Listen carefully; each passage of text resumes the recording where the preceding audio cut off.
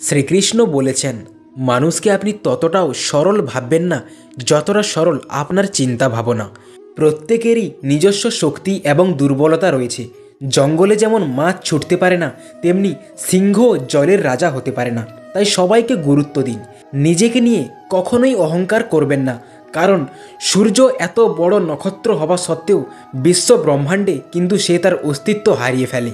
ভগবান বলেছেন যে আপনি ভাগ্যের কাছে যত বেশি আশা করবেন ততই এটি আপনাকে হতাশ করবে, এবং আপনি কর্মের উপর যত বেশি জোর দেবেন এটি সর্বদা প্রত্যাশার চেয়ে আপনাকে বেশি ফেরত দেবে। মানুষ যদি শিক্ষার আগে মূল্যবোধ, ব্যবসার আগে আচরণ এবং ঈশ্বরের আগে পিতামাতাকে চিনতে পারেন, তাহলে কোনো দিনও তার জীবনে সুখের অভাব হবে না। সৌভাগ্যের অধিকারী লোকেরা সামান্য খারাপ হলেই ঈশ্বরকে অভিশাপ দেয়, এবং দুর্ভাগ্যের লোকেরা সামান্য ভালো হলেই ঈশ্বরকে ধন্যবাদ দেয়। এই জীবনযুদ্ধে নিজেকেই কৃষ্ণ এবং নিজেকেই অর্জুন হতে হয়। প্রতিদিন নিজেই সারথি ও নিজেই যোদ্ধা হয়ে জীবনযুদ্ধে এগোতে হয়। আপনি পৃথিবীর সব খেলা খেলতে পারেন, কিন্তু কখনো কারো অনুভূতি নিয়ে খেলবেন না, কারণ এটি এমন একটি অপরাধ যা আমি কখনোই ক্ষমা করব না। আপনি কতটা খুশি তার উপর জীবনের সৌন্দর্য নির্ভর করে না, বরং আপনার কারণে অন্যরা কতটা খুশি তার উপর নির্ভর করে। জীবনে দুটি মানুষ থাকা খুবই জরুরি। একজন কৃষ্ণ, যে যুদ্ধ না করেও জয় নিশ্চিত করেন, এবং অন্যটি হলেন কর্ণ, যিনি সামনে পরাজয় দেখেও ছেড়ে দেন না।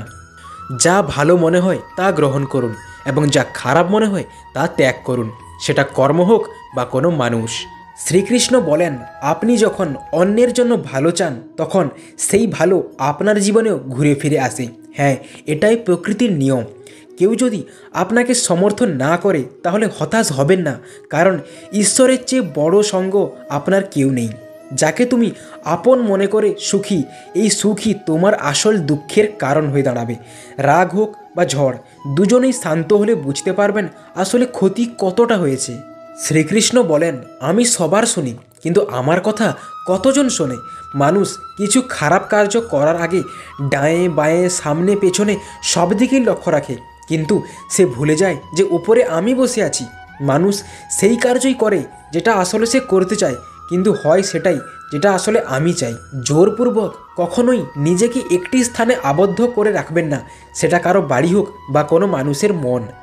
অহংকার করা ব্যক্তি তার প্রতিষ্ঠা, অর্জন ও বংশ সব কিছুই হারিয়ে ফেলে। যদি বিশ্বাস না হয় তাহলে রাবণ, কংস ও কৌরবদের দেখে নিন। মানুষ ঠিক ততটাই সুখ লাভ করতে পারে যতটা সে তার মন থেকে চায়। চিন্তা মানুষের সেই শক্তি যা আপনাকে 1000 দিনের সুখ একদিনেই এনে দিতে পারে, আবার একদিনের দুঃখ সারা জীবন বইতে বাধ্য করে। আপনি সেই সব মানুষের সঙ্গে মিশুন যার কাছে আপনার মূল্য আছে, এবং সেই ভিড় থেকে নিজেকে দূরে রাখুন যেখানে গেলেই আপনি আপনার মূল্যই হারিয়ে ফেলবেন। একবার রাধা ভগবান কৃষ্ণকে জিজ্ঞেস করলেন যে প্রেমের আসল অর্থ কী। তখন কৃষ্ণ হেসে জবাব দিলেন, শর্ত ছাড়া প্রেম করা, উদ্দেশ্য ছাড়া কথা বলা ও প্রত্যাশা ছাড়া যত্ন করা, এটাই প্রকৃত ভালোবাসার চেতনা। এই পৃথিবীতে দেখার মতো অনেক সুন্দর জায়গা আছে, কিন্তু সবচেয়ে সুন্দর জায়গা হলো বন্ধ চোখের ভেতর তাকানো। কৃষ্ণ ছাড়া আর কাউকে সম্পূর্ণরূপে বিশ্বাস করবেন না। মানুষকে ভালোবাসুন, কিন্তু তোমার পূর্ণ আস্থা শুধুমাত্র কৃষ্ণের উপরেই রেখো।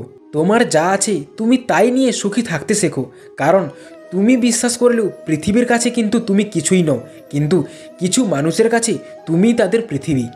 সবাই স্বাধীনতার অনুভূতি ভালোবাসে, অতএব যদি সত্যিকারের ভালোবাসেন তবে অবশ্যই তাকে মুক্ত হতে দিন।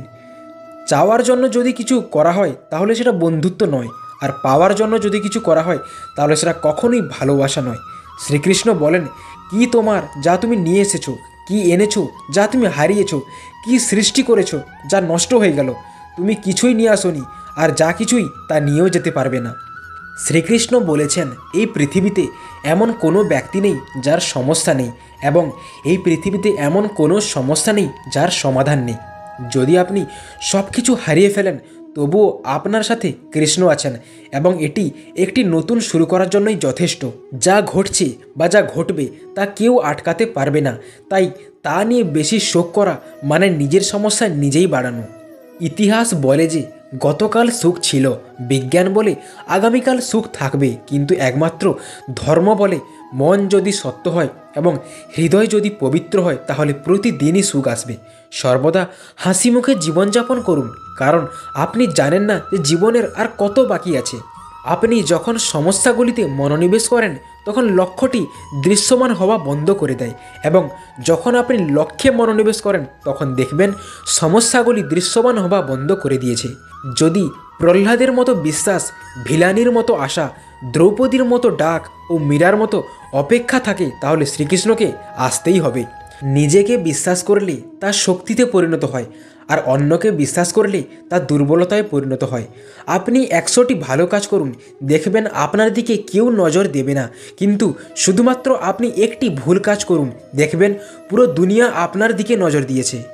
কঠিন সময়গুলো আমাদের জন্য আয়নার মতো, যা আমাদের সামর্থ্য সম্পর্কে সঠিক ধারণা দেয়। তো বন্ধুরা, যদি ভিডিওটি ভালো লেগে থাকে তাহলে অবশ্যই ভিডিওটিতে একটি লাইক দিয়ে যাবেন এবং কমেন্ট বক্সে রাধে রাধে লিখতে কখনোই ভুলবেন না।